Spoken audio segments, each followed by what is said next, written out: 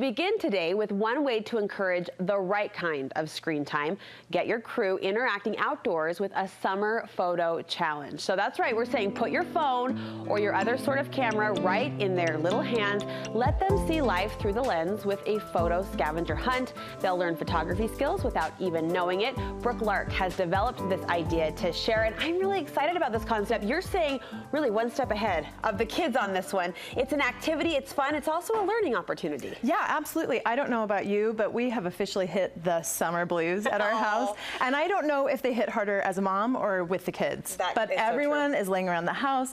It's a struggle for me to want them to be off of their smartphones, but also not want them off of their smartphones because it's precious time. I saw a meme the other day that said, June summer mom, let's go to the park, let's go to the museum, let's go to the, and then it said July summer mom, how about Netflix? I mean, we're all hitting that pace, right? Yes. So enter this photo scavenger hunt, which I understand you developed from kind of a little tradition you had at home. Yeah, so when my kids were little, and I would always try to be buying time and keeping them busy because, you know, they're very busy when they're little, I came up with this idea where I would just lay on the couch because, you know, when do you ever get to lay on the couch? That's a good start. That's a definitely good start. Exactly. And I would draw on Post-it notes pictures of things around the house, and then I would make the kids run and stick the Post-it notes on those things. Oh, I love it. So as they're getting older and as summer happens and we don't just have to stay inside, I was like, there has to be a way to not force them off of their screens, but actually use those as a tool and get the kids outside and doing wonderful things.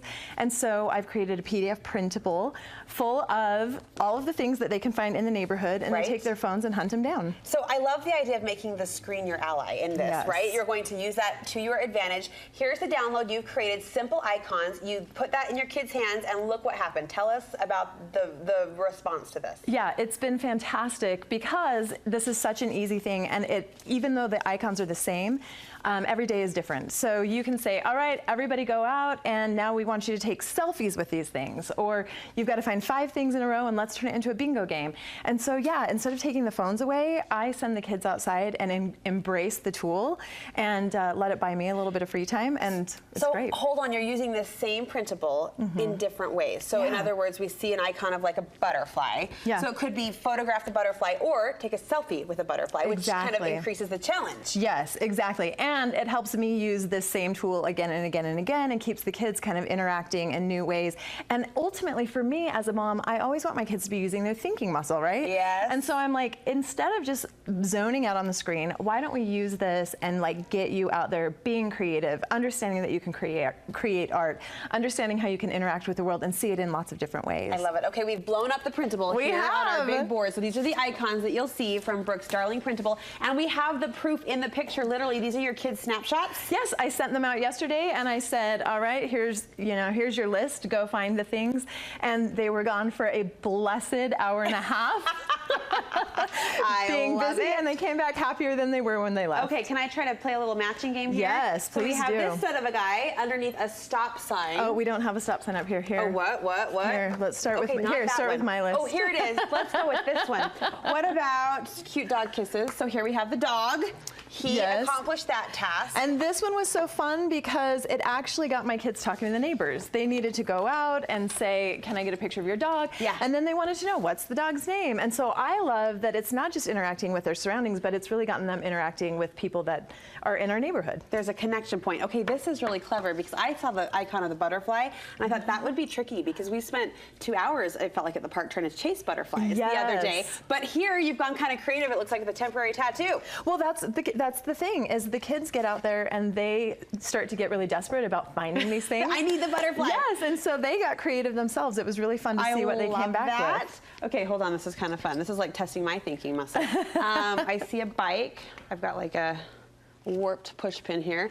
Look at that cute gal. Yeah, and there you go. You've basically done it backwards. I love it. You're really good at this. You should take a printable. This feels artistic. Like, are you encouraging and sneaking in photo skills as well? Yes. So I've asked the kids, you know, the first time I sent them out, they came back with just like widescreen pictures, and you couldn't even see the tree or you couldn't see the fence. And so I said, okay, I want you guys to go out this time and we're going to talk about rule of thirds. And I want you to learn how to frame it. And so every every time you send them out, you give them a new idea or a new approach. Go out and everything needs to come back in the same color, or everything needs to be super up close, or you need to be in it. And it's just all sorts of ways to get them really thinking creatively about their world. Again, the thinking muscles with a creative twist, that could really be a Diamondback ad. I mean, look at that. That's beautiful. With the angles and the I mean, you're the photographer. It's so funny because she was like, can we filter this and print it? I need it for my wall.